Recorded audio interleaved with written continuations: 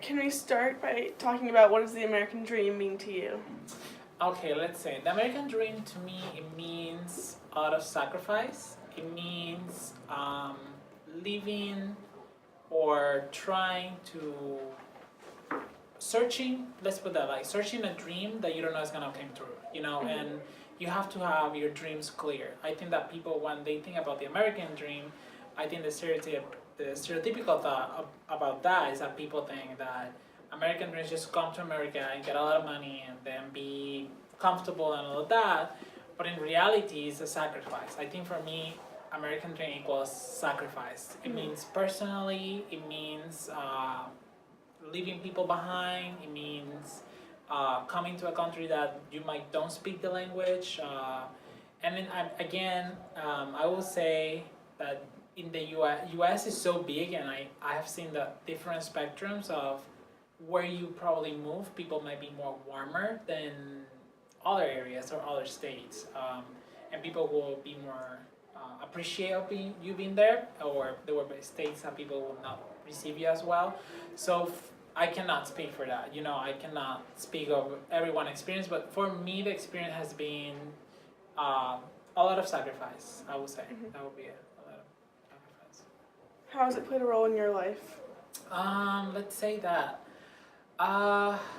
it has played a role in the sense of professional growth. I would say, like, I came here with this mindset in mind. So I think that if you come with what you want to do, then you're all set because you have a goal. So I came with a goal of be a teacher because for some reason in Puerto Rico I wasn't able to be a teacher because the situation economically there is not very nice right now. And then in Italy, unless you pass like a how you say like un concurso like when you go to like a beauty pageant, it's a how you call Like an that entrance exam? Or Yeah. it's like a selection. Yeah, like a selection process, but you have to.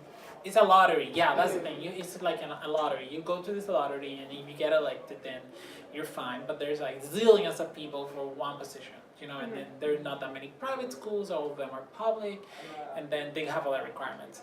So coming here, I came with the mindset that I want to be a teacher, which is what I study for, and yeah.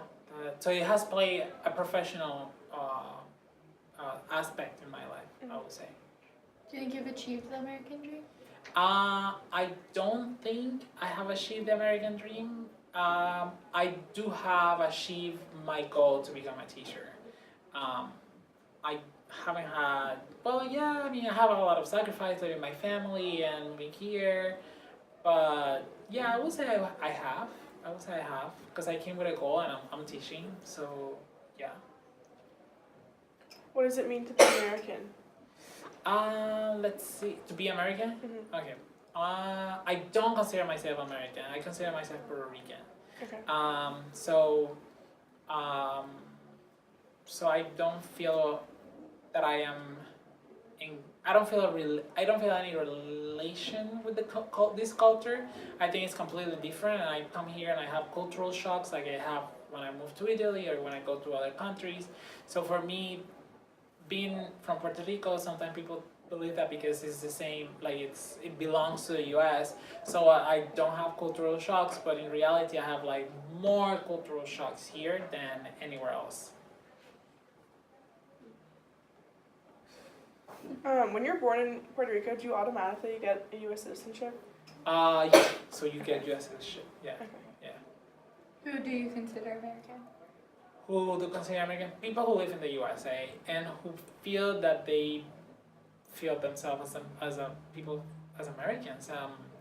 I mean, we have Puerto Ricans who live here and they might identify as Americans, but me growing and be raised in Puerto Rico, I don't consider myself American. Even if I have the American citizenship, I don't consider myself American.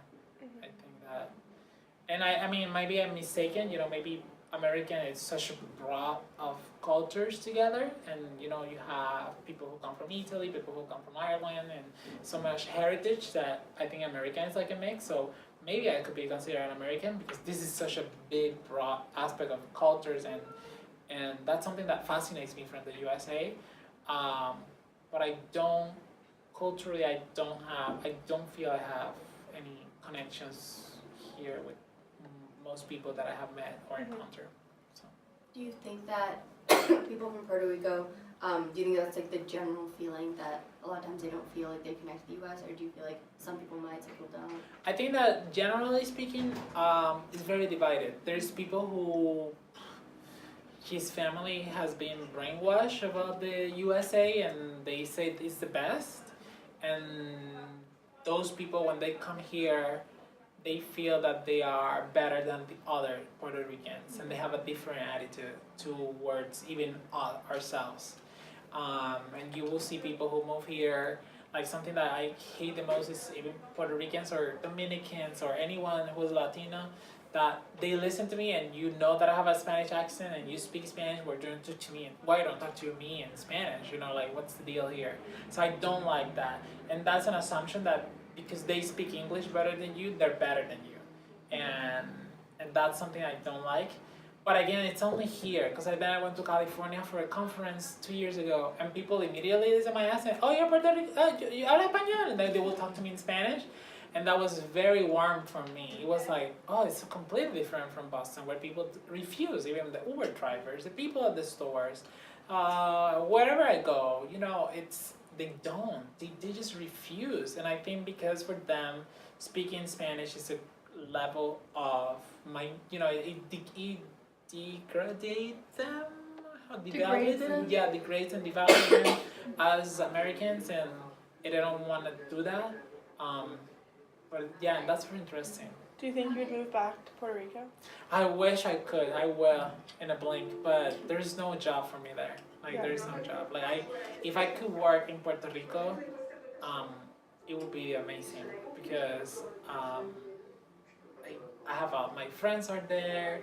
Although my friends now are all over the world, but I have some friends there. My family's there, and people is so nice. People is just very nice. Like you can be you. Like here, I mentally it drains me because I have to think everything that I have to say to avoid being inappropriate, to avoid being insulting someone and people taking it the wrong way. In Puerto Rico, people say things and there is not bad intentions under what you're saying. Like here, every time I open my mouth, I feel like I'm making a mistake and yeah. So you think that's because of the political climate today in America? No, I think that I think if the political climate will be what the person in charge in the White House is, enforcing everybody to do, I think people will be more honest and you will know who likes you and who dislikes you, because we know who he dislikes and we don't want to be his friend, so I'm not intending to be his friend, so I just will be with the people who wants to like me instead of like, I don't know, I was saying to my class the other day, there's people who say, oh, I support every gay right until they have a kid. And now they hate that. Now they hate everything related to gay people, So I feel like sometimes that's how I see some Americans in the New England area. It's more like, oh yeah, I support that until it happens to me, Until that moment doesn't arrive, like it's not gonna work. Like, oh yeah, we should not be gentrifying. Like we should be living all together until you have Latinos neighbors, and then you're like, oh, these people is loud, these people is this, these people is that, and then it's like I don't like them. They should raise their rent or they should raise their car insurance so they move away, because that's what they do. And so I think that like here the atmosphere is like I need to be politically correct to not offend you. But in that way, I'm not being genuine with what I want to say. And maybe what I want to say, it might offend you, but then it will be good if you tell me, it's funny, but you know what I'm saying, and like with my friends, sometimes we joke around and it's just jokes and we know there's not bad intentions under it. and I wish people don't take things so seriously sometimes. It's just like it drains me. But in Puerto Rico, this is becoming too common. Sometimes I have friends in Facebook and they're like, oh, why they saying the little black? Why they don't say the black? You know, in Puerto Rico, you know, this has been something also, like, people to avoid saying black, they say, oh, the little blackie, or means the little blackie, like la negrita, or la mulata, you know, the color of the skin. And people is complaining, like, we should not use those euphemisms, you would just say, you know, the black girl. You know, but we don't want to say the word black because, not because it means the N word in the USA, like in USA, it's just because culturally people don't want to say it. You know, it's like they repress themselves saying it. But now people is complaining that there's all other euphemisms now that they instead should use the right word, which is black. So I mean, there's all things, and for sure in Puerto Rico there's a lot of discrimination and racism, but I see the students at Milton and in the USA, and I ever was raised with so many identity issues, like never. Like that's what I say. Like there's Latin people who live here, and there are Puerto Ricans who live here, and I say they're completely different from the people in Puerto Rico. Even if they say they're Puerto Ricans, because the environment where you grow up is not the same as I grew up. I was not born with these identity issues like, am I black, am I white, where am I, you know? Like my mom is like Sadie, and my dad is like, I don't know, Mr. Rhetorics, you know? And for me that was normal, you know, like that you are born in an environment where you see that as a normal thing. But then in that diversity, we have never had like Asian people or Arabs or Italians or Spaniards. Like there is no such a big broad of cultures.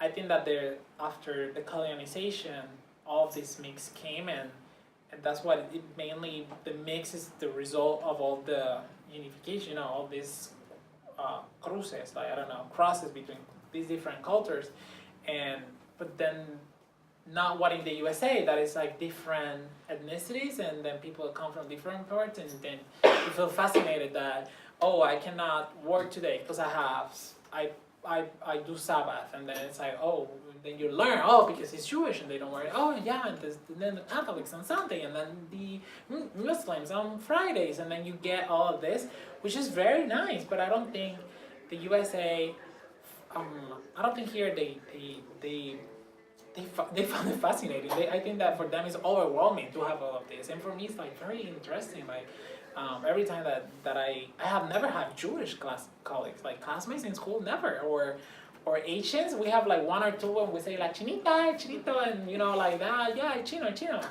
you know, this one, and oh yeah, and everyone will know. But here is like so common, and that it's very interesting to me. Like in Puerto Rico, it will not much, not so much, Yeah. not so much. Do you have a question? Yeah, that's it. Yeah.